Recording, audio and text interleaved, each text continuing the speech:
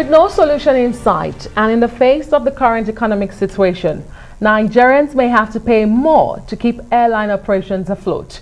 Arise business correspondent Oyin Sunday takes a look at the challenges bedeviling Nigeria's aviation sector. While the COVID pandemic dealt Nigeria's aviation sector a heavy blow, it cannot serve as an eraser for the crisis that bedeviled the already ailing sector pre-COVID.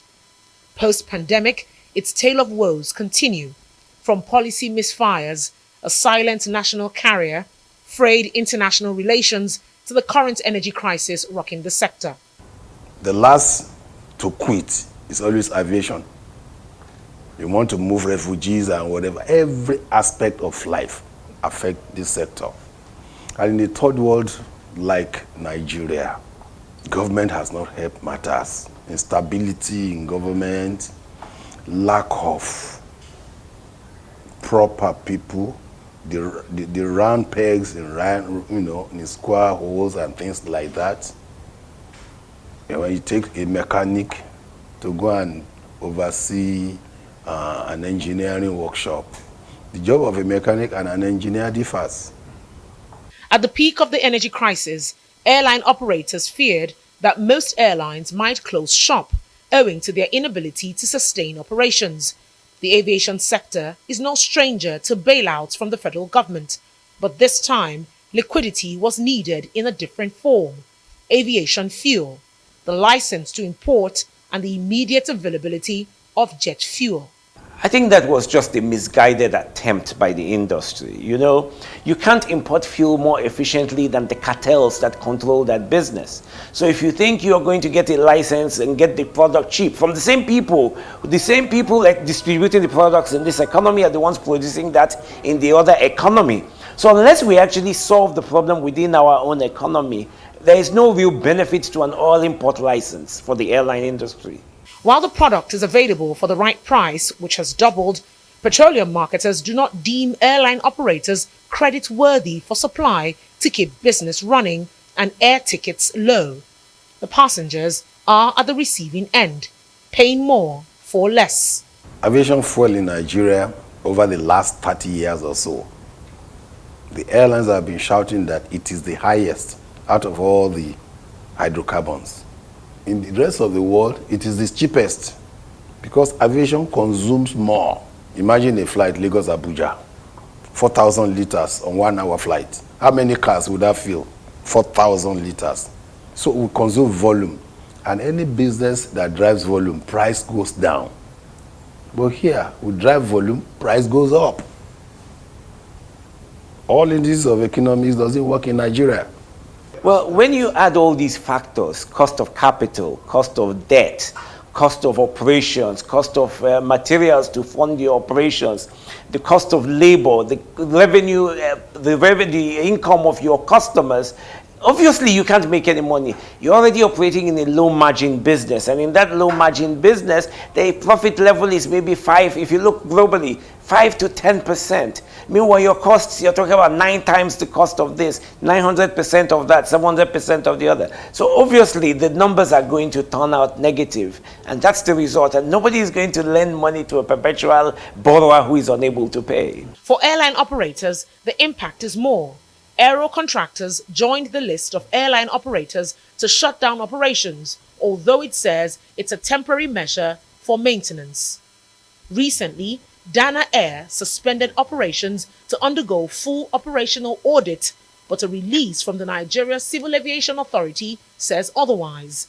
The decision followed an audit which revealed that Dana Airline is no longer in a position to meet its financial obligations. Challenge remains that it's a very high capital demand area with extremely high cost associated with the operations. And the market is such that the availability of capital is not at par with what we have in many other countries of the world. If you look at countries in Europe or America, you have single-digit interest rates. Here we have multi-digit at the end of the multi-digits range. And so if you look at that cost of operation, which is the source from which the airline gets its capital to operate, it's extremely high.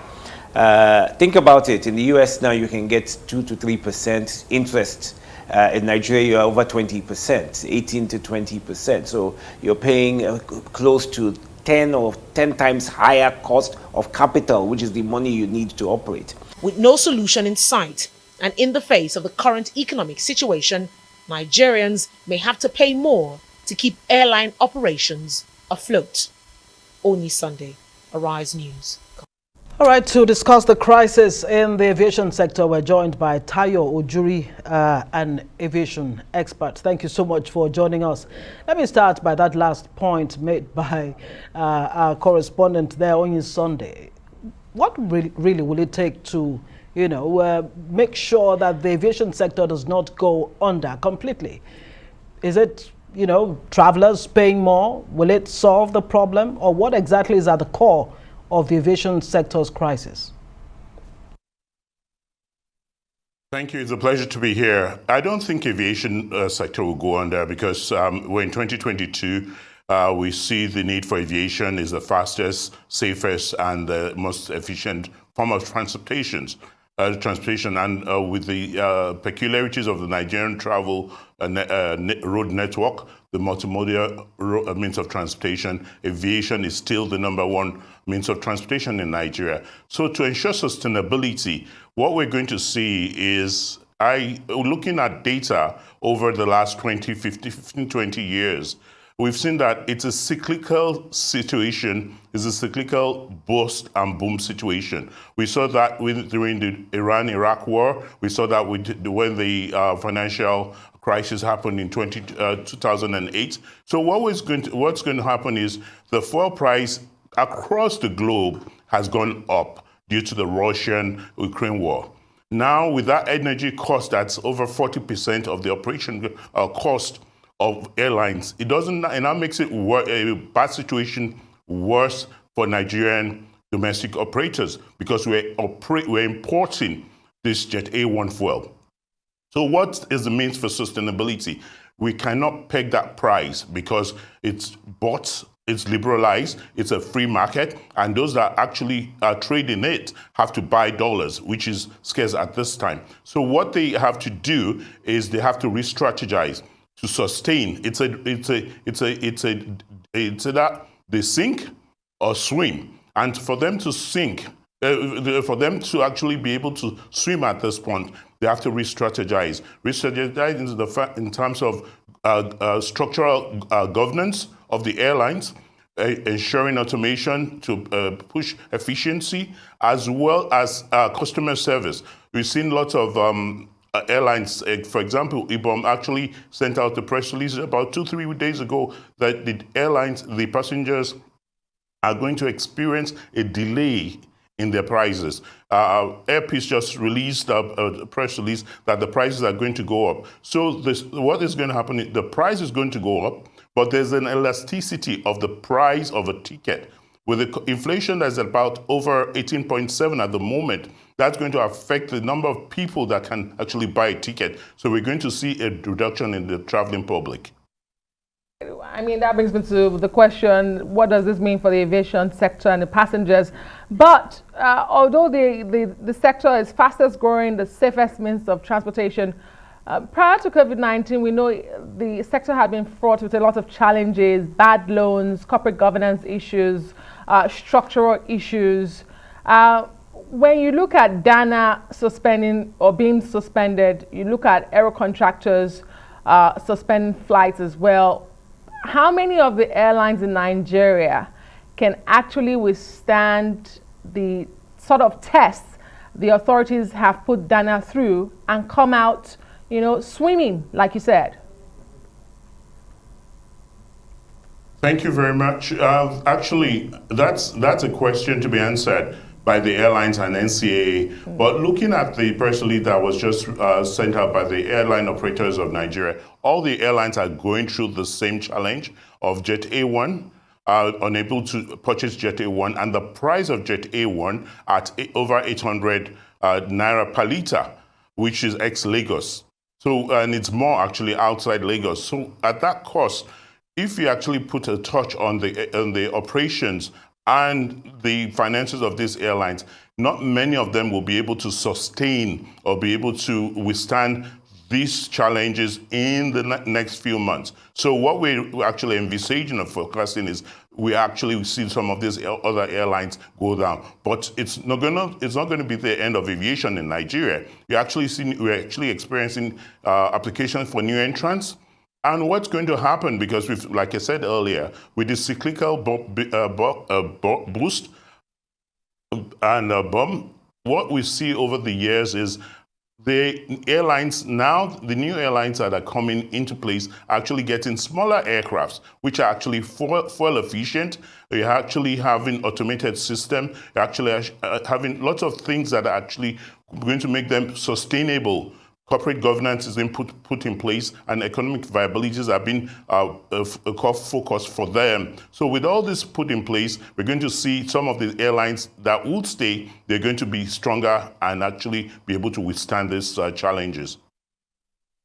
What you're saying is that the airlines are coming up with more creative ways, to circumvent the challenges they're going through right now. I do recall in talking about the Spring Alliance, there was talk about, the airlines asking that government should give them licenses to bring in jet fuel on their own. Do the airlines have the capacity to bring in jet fuel? No, like the previous interview personnel said, it's not the core competence of the airline, and I do not subscribe to that idea, because the airlines are still grappling with actually managing the airline operations themselves. So, and looking at comparative analysis of what has been done, Delta 15 years ago, went into buying refineries, and they actually had to sell it 2 years ago because it did not make sense to the company. So it's to focus on and actually have alliances with the Jet A1 operators. What needs to be done? The best international practice is actually to see how much fuel you need for your operations, and based on that, you're able to hedge your fuel intake and uptake, and you're able to ensure that you have a price which will be able to make you sustainable and be able to withstand the challenging times. So hedging your price of fuel actually is a solution. Over and beyond that, what will make the airlines thrive and sustainable after this headwind and the challenging clouds that we're going through is the fact that we need to ensure that the airlines begin more of a strategic, which have started with the Spring Alliance, strategic as well as technical alliances. With this, you actually have lots of openings to foreign direct investment and technical partnership from foreign investors, which will help us with the economics of scale and the foreign exchange, which is very dear and needed for the operations of the airline. Don't forget, the airlines need foreign exchange for every bit of the operations, from the training to the lease to the spare parts purchase. So it's with that model, I believe the airlines will be able to survive. Ojuri, aviation expert, thank you so much for sharing your thoughts on the development in Nigeria's aviation sector. We do appreciate your time. Yes.